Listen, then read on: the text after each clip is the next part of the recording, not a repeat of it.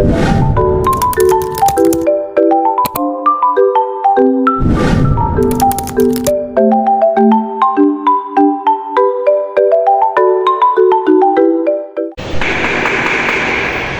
Pak. Waalaikumsalam. Silakan Mas. Iya. Silakan. Pak. Bismillah. Terima kasih karena Aji sudah mau hadir di sini. Baik Pak, terima kasih. Baik, Nak Aji.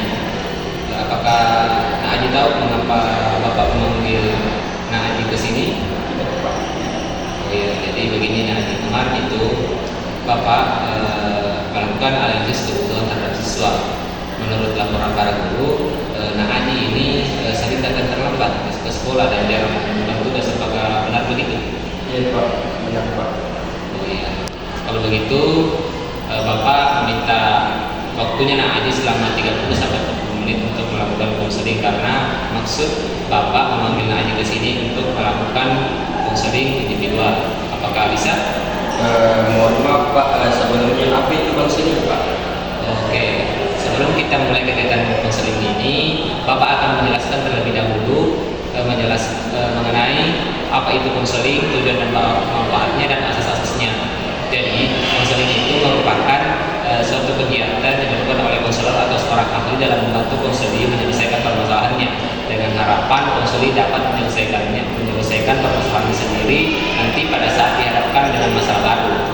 Nah, adapun tujuan dari konseli yakni membuat konseli mandiri dalam menyelesaikan masalahnya.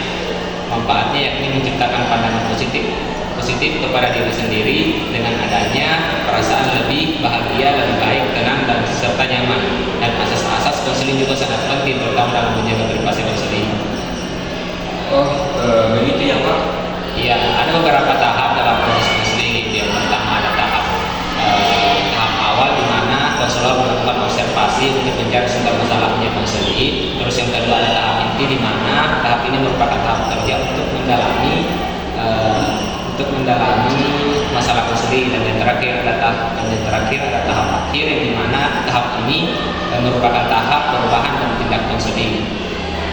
Ya, begitu. Oke. Bagaimana kalau kita mulai sesi konseling ini?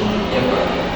Nah, sebelum Nak Aji mungkin bisa menceritakan dulu terkait permasalahan Nak Aji yang sering terlambat ke sekolah dan tidak mengerjakan tugas ini. Begini Pak, saya sering datang terlambat ke sekolah.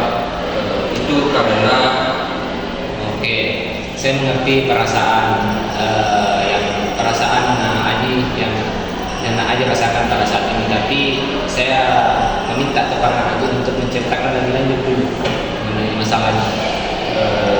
Begini Pak, saya itu sering terlambat datang ke sekolah karena saya sering begadang bermain game online Pak.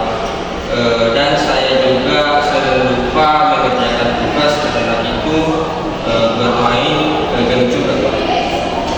Jadi begitu ya. Nak Aji ini sering terlambat ke sekolah karena lupa mengerjakan tugas karena bermain game online. Ya Pak, kurang lebihnya seperti itu Pak.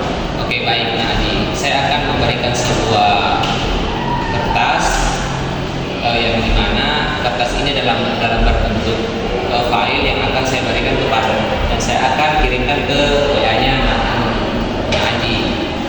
Jadi silahkan mengecek HP-nya. Baik Pak.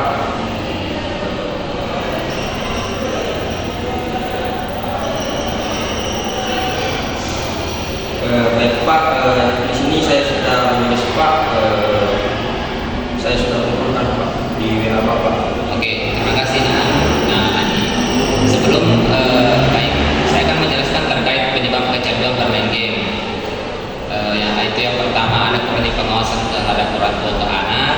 Terus yang kedua ada kejenuhan dan merasa bosan seorang anak dengan aktivitas menonton, yaitu dan yang ketiga kesalahan pada pola asuh dari orang tua. Ada dampak dari kecanduan bermain game ini banyak sekali, terutama dari dalam belajar, misalnya penurunan konsentrasi belajar, sikap yang suka menunda, kurangnya manajemen waktu, yang baik dan masih banyak yang lainnya. Nah, baik, setelah saya melihat tulisan Anda ini mengenai manfaat bermain game, ada beberapa hal dari pernyataan Anda yang sangat menarik.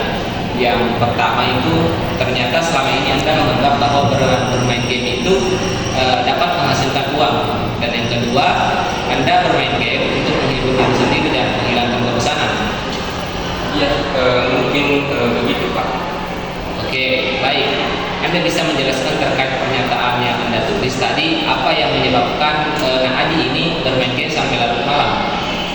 Baik Pak, seperti yang saya lihat di YouTube Pak, banyak orang yang sukses dan memiliki banyak duit karena bermain, dan mereka juga bisa membanggakan Indonesia Pak, karena berhasil menjadi juara satu dalam kejuaraan ekspor Pak.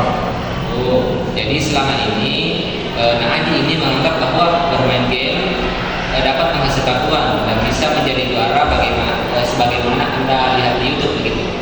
Iya Pak, dan bukan cuma itu Pak. Nah, bermain game juga dapat membantu menghilangkan kebosanan saya Pak, dan bisa menghibur diri Pak. Oke, baiklah. Kalau begitu, saya mempunyai pertanyaan nih buat Adi. Selama Adi ini bermain game, apakah Adi ini pernah menghasilkan uang, dan apakah Adi ini pernah ikut turnamen? Belum pernah Pak. Ya, oke. Menurut Adi, apakah dengan kenyataan yang Adi ini ketahui sekarang mengenai game sudah sesuai dengan impian Adi ini? Tidak Pak. Oh, jadi begitu ya. Apa yang menjadi alasan Adi ini menghabiskan waktunya bermain game sampai bela-belain, bahkan sampai larut malam, sampai pagi? Oke, baik. Sekarang Bapak akan memperlihatkan sebuah video tentang efek kecanduan bermain game untuk menambah pengetahuan Adi selama pemutaran video tersebut berjalan. Bapak mengharapkan supaya kamu membayangkan dirimu yang ada di posisi itu.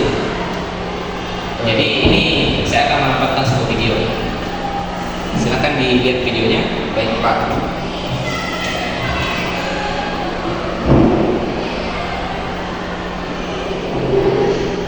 Oke.